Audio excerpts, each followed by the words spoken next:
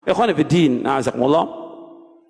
Hari ini kita akan mengkaji tentang prinsip aswaja. Apa itu aswaja? Singkatan dari Ahlus Sunnah wal Jamaah. Jadi prinsip akidah aswaja. Banyak orang mengatakan aswaja itu Ahlus Sunnah wal Jamaah, tapi nggak paham apa sih itu Ahlus Sunnah wal Jamaah. Apa sih akidah aswaja itu? Nggak tahu. Pemahamannya gimana? Nggak tahu. Kalau pemahaman nggak tahu, keyakinan juga tidak tahu, ya bagaimana dia mengamalkan? Bagaimana dia mendakwahkan?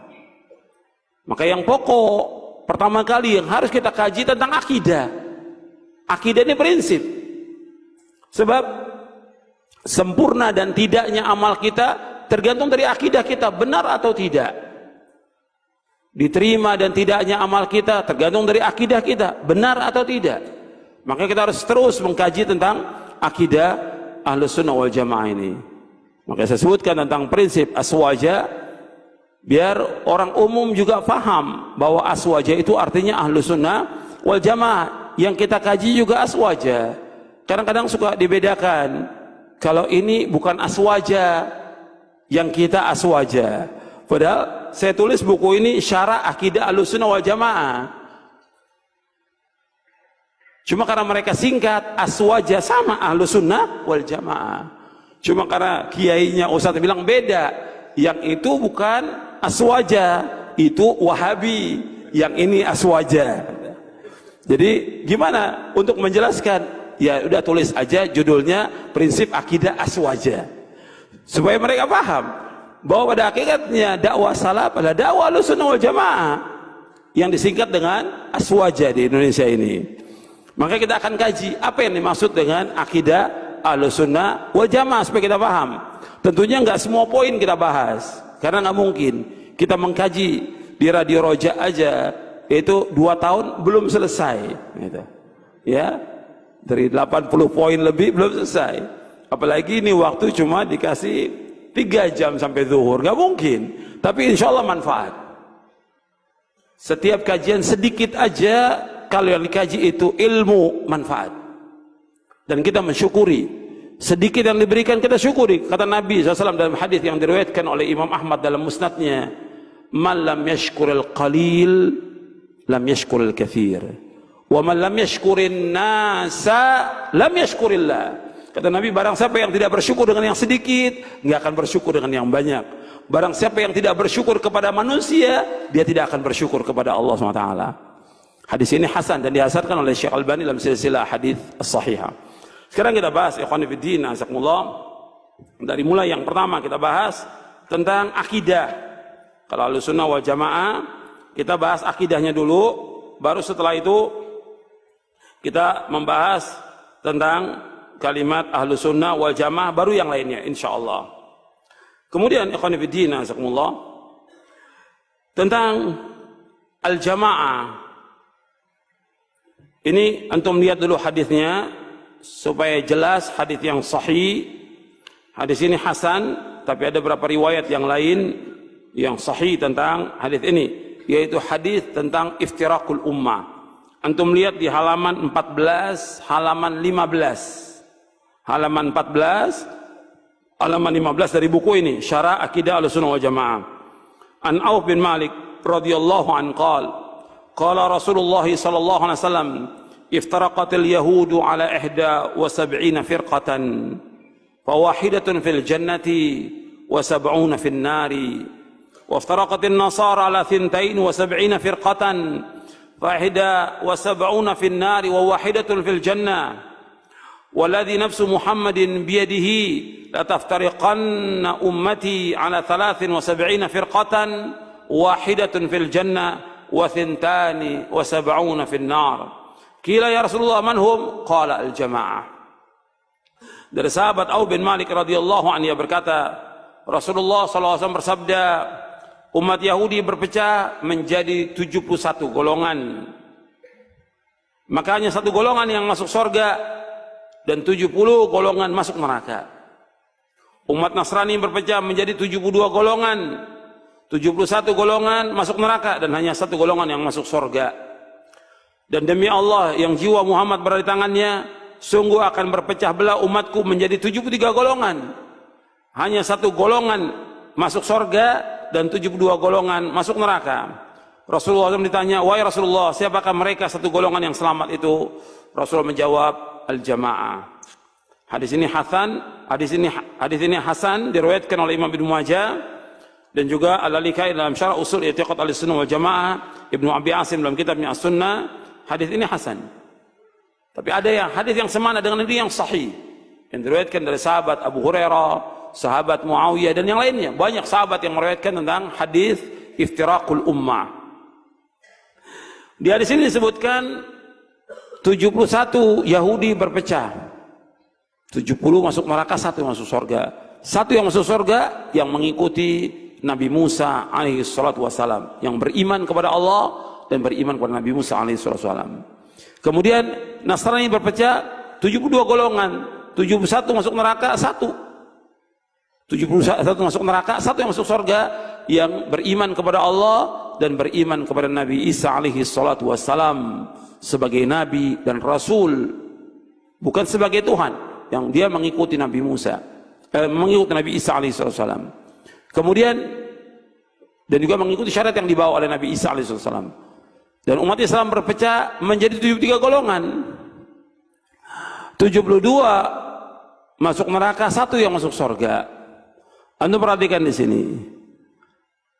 Setelah diutus Nabi Muhammad sallallahu alaihi wasallam, Yahudi, Nasrani, mereka harus masuk ke dalam agama Islam. Setelah diutus Nabi Muhammad sallallahu alaihi wasallam, semua syariat mereka dihapus dengan syariat Nabi Muhammad sallallahu alaihi wasallam. Dan Allah SWT mengutus Nabi Muhammad sebagai khatamul anbiya wal mursalin, penutup para nabi, penutup para rasul. Makanya mereka wajib mengimani Nabi Muhammad sallallahu alaihi wasallam, dan Nabi mengajak mereka untuk beriman kepada beliau. Nabi mengajak ahlul kitab Yahudi dan Nasrani untuk masuk ke dalam agama Islam. Ini menunjukkan bahwa agama Islam satu-satunya agama yang hak, agama yang benar, agama yang diridhai oleh Allah. Dan umat Yahudi atau Nasrani setelah diutus Nabi Muhammad SAW, mereka harus masuk ke dalam agama Islam. Kalau mereka tidak masuk ke dalam agama Islam, mereka pasti menjadi penghuni neraka. Jadi kalau Yahudi dan Nasrani mereka tidak masuk ke dalam agama Islam setelah diutus Nabi Muhammad SAW, maka mereka pasti menjadi penghuni neraka. Dasarnya apa? Yang pertama ayat. Allah berfirman, innal ladzina kafaru min ahlil kitab wal musyrikina fi nari jahannam khalidina fiha ulaika hum syarrul bariyah. Sesungguhnya orang-orang kafir dari ahlul kitab. Ahlul kitab siapa? Ahlul kitab siapa? Yahudi dan Nasrani. Dan orang-orang musyrikin, tempat tinggal mereka di neraka jahanam. Mereka kekal di dalamnya selama-lamanya, dan mereka sejelek-jelek makhluk di muka bumi ini. Dan berapa ayat lagi yang lain. Kemudian jika Nabi bersabda SAW, ada di sini di footnote, saya bawakan di halaman 15. Nabi bersabda SAW, walladzi nafsu Muhammadin biyadihi la yasma'u bi ahadun min hadhil ummati yahudiyyun aw nasraniyun thumma yamut wa lam yu'min billadzi ursiltu bihi illa kana min ashabin nar. Demi Allah yang diri Muhammad di tangannya, tidaklah mendengar aku diutus siapa saja, apakah dia Yahudi atau dia Nasrani, kemudian dia tidak beriman dengan apa yang aku bawa, maka dia pasti menjadi penghuni neraka. Pasti. Hadis sahih diriwayatkan oleh Imam Muslim. Makanya setelah diutus Nabi Muhammad, semua harus masuk ke dalam agama Islam. Kemudian umat Islam, kata Nabi SAW, berpecah menjadi 73 golongan umat Islam ini. 72 masuk neraka dan 1 yang masuk surga. Anda perhatikan di sini, menunjukkan bahwa berpecahnya umat Islam lebih banyak daripada umat Yahudi dan Nasrani. Yang kedua, bahwa orang berpecah itu bukan semakin sedikit, semakin banyak orang berpecah. Jadi jalan kepada perpecahan, kesesatan itu banyak, sedangkan jalan selamat cuma 1. Kemudian jalan selamat yang hanya 1 ini Nabi sebutkan, yaitu al-jamaah. Jalan selamat yang satu ini Nabi sebutkan yaitu al-jamaah.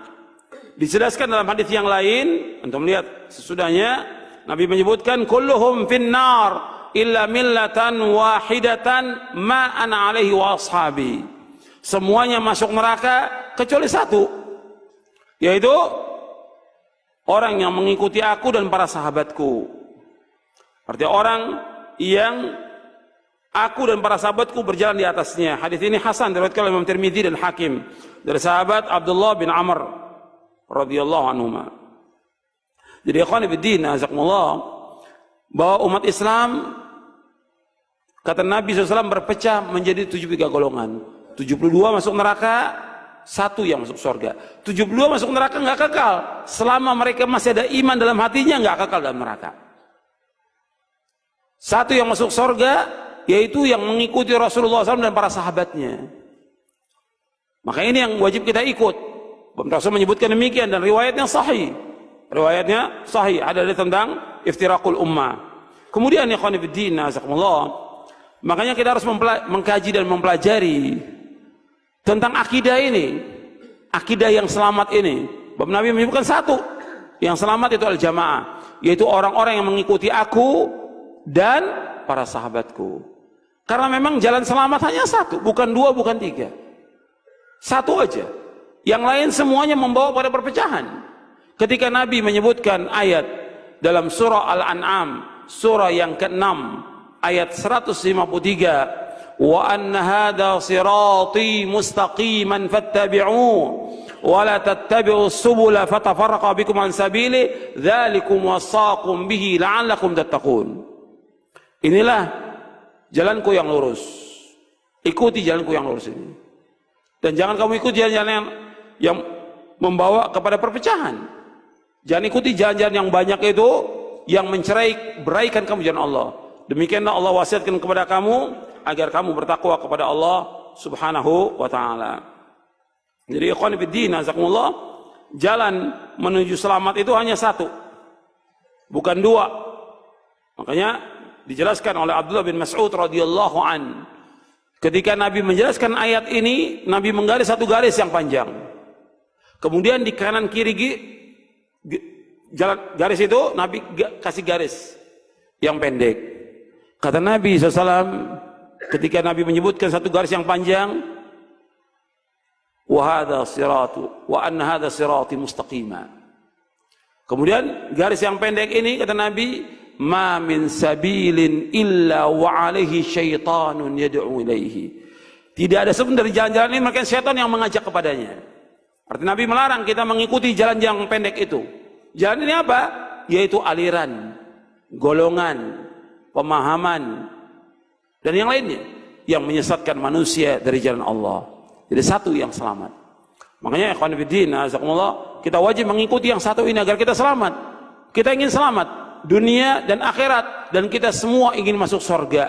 Maka wajib mengikuti jalan ini, mengikuti pemahaman ini supaya kita selamat dunia dan akhirat.